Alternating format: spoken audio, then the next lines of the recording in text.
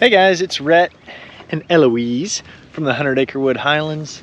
Today we're out here checking the cows and checking the easement area because about a year ago we got contacted by a power line company that was going to cut across the corner of the farm, and it's been moving along slowly, but now there are different areas roped off, signs up, and getting ready to do some destruction on some of the trees out here. So it's a pretty spring morning. Figured we'd come take a little walk, see the cows, take a look at what the area looks like before. That way when they do come out here in a week or two, we can take some after footage and see what has happened. There's Bernadette and her little heifer calf. It's getting big. It's getting fairly close to weaning age for some of these. Got a little milk mustache there, calf.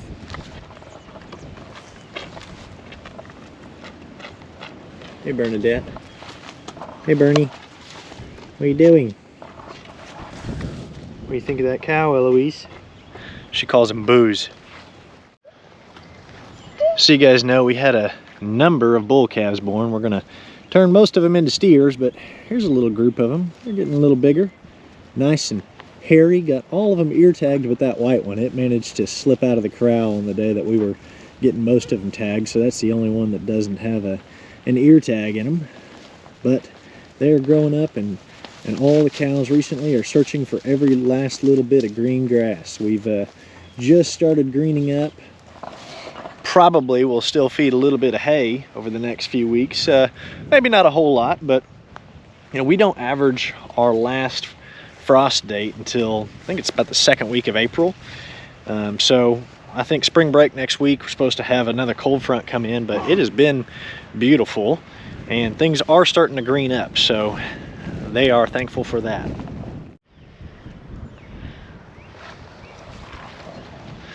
So these signs, they've come out and put up ropes and stakes and stuff. There's certain areas, it kind of cuts right across the corner of the big pond and goes directly over a small, currently dry pond. And in those areas, I don't think they're allowed to come in with the big equipment. I think they've got to hand clear some of these environmentally restricted areas. But it's very frustrating having it come across the farm because there's basically nothing you can do about it. You know, they compensate you, but it's coming across one way or the other, and it's going to be massive metal poles, and it'll come at an angle across the pond and then go south onto the neighbor's property, and it'll take up approximately 4 acres of the farm is what will happen. You know, underneath it there's a lot of trees. They'll come through and cut those down. Here on the pond dam, and we've got some wild sand plums that grow here on the edge. A couple of great big elm trees that in the summertime, when these are all leafed out, really beautiful to drive underneath, and they're pretty, having shade on it.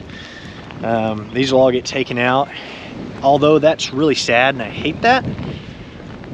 All of our trees that are elm trees are dying from Dutch elm disease, and one of the signs that they're potentially in decline is having this green, I don't know if it's holly or mistletoe or some type of fungus thing that grows on them.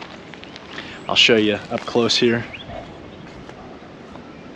When that starts growing on them, it seems like, just from my observation, that within a year or two after that, they die. So they'll take out these big trees, which besides the pecan trees and the cottonwoods, the elm trees are the biggest on the property. But we won't have these on the pond dam. and then this right here is a little creek that's formed by the drainage out of our pond that flows on over to the neighbors. And a lot of this will be hand cleared. There's more ropes, more signs over in this area.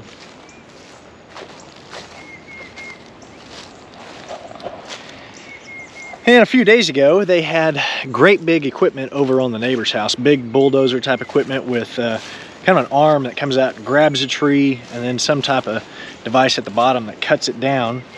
And then they just got them stacked up. And what we've been told is that they will come back later and mulch them up and haul it off, or you can have the mulch if you wanted it. Some of the big trees, they said, you know, if you want to save them for firewood, they'll save you pieces of it out. So sister and brother-in-law have asked for a little bit of firewood, and I think I could use a little bit of mulch around some of the apple trees we just planted. We've got 6 apple trees right now that are planted, so we'll save some of that. But other than that, we'll probably have big nasty brush piles until they come and get it all cleaned up. And I'll give you a little bit of a view of what they've cleared out on the other side of the fence. So it's a 150-foot easement, and they clear out basically all the trees in that. So this is our south fence. This was solid trees, completely blocked the view of a few houses back that way. Now it's cleared out, and you can see that pond that they just built. I think that was 2 summers ago. But right now, just a pile of dead trees.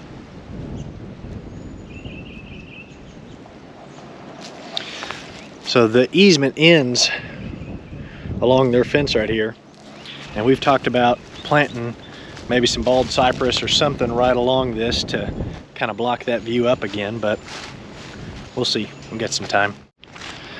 So we planted a couple of apple trees, like I mentioned. This one larger one right here is just starting to leaf out. A couple of little small blooms just starting to happen on it. Anna and Lucy and I planted that when Lucy was like 3, and she's gonna be 10 this summer. So, you know, 6-7 years old, something like that. And it's only ever produced 1 apple. At the time we planted it, we had another tree with it. It didn't make it, and so it doesn't have any pollinators. So we came back, we planted 2 Granny Smiths. They're a little bitty, and I've kind of got some makeshift little barricades to keep the cows away. And we planted 2 Honeycrisp. So now we've got 2 Golden Delicious, 2 Honeycrisp, and 2 Granny Smith right here in our little apple orchard. This is old garden bed I used to do. Don't really grow any vegetables in it anymore. And then our pear trees that we have a little further out here, they are in total bloom. So last year we didn't get any sand plums, we didn't get any pears, we didn't get any apples. I don't think we got any of the sand plums with pears because we had a late freeze. So this year, fingers crossed, we'll get some more fruit. It's supposed to get down to 32, I think, next week. But it'll warm right back up that day. So I don't know if that'll be enough to kill stuff or not, but hope it doesn't. So Eloise has just been walking about the past month, and she is all over the place, and she loves Dada and she loves outside. So we try to take some walks in the morning and go see the cows. You find a stick? All right.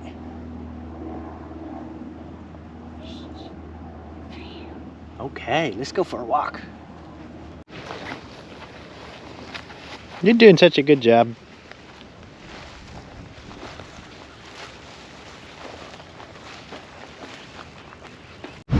Say wow. Yeah, what are you saying? What is it? What is it?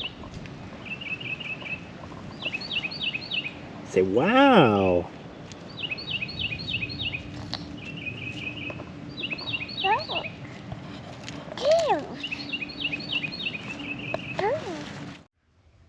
Well, the baby needed to go back for a snack and a nap, and now I'm back out here to do a little bit of chores around the farm since it's a beautiful day.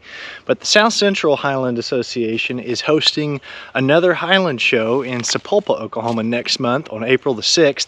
I'll post a link to our website down below. It looks like from preliminary entry forms, we're going to have a lot of great animals from quite a few different states. So it's going to be a real cool event. Looking forward to going out to that.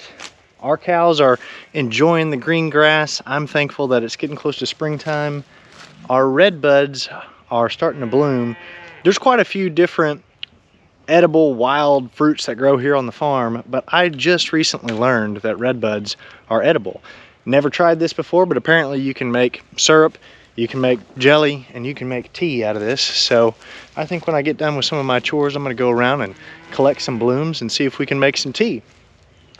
If this is your first time finding us, you can look us up on Facebook and Instagram by searching 100 Acre Highlands. Thanks for watching. We'll see you on the next video.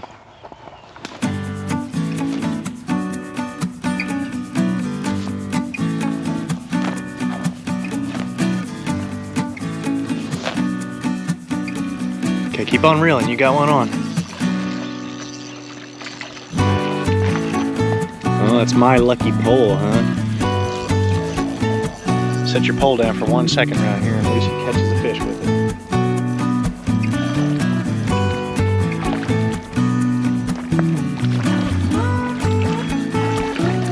Doing good.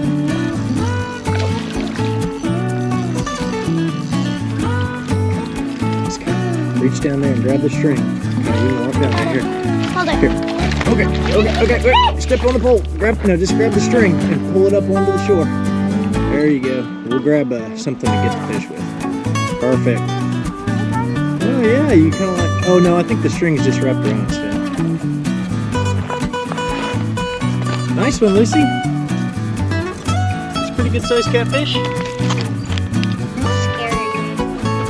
Don't want to get poked by it? I'll get it out for you. Okay. Nice one, Lucie. Hold it up and let us see. First catfish of 2024 in the books. Woo!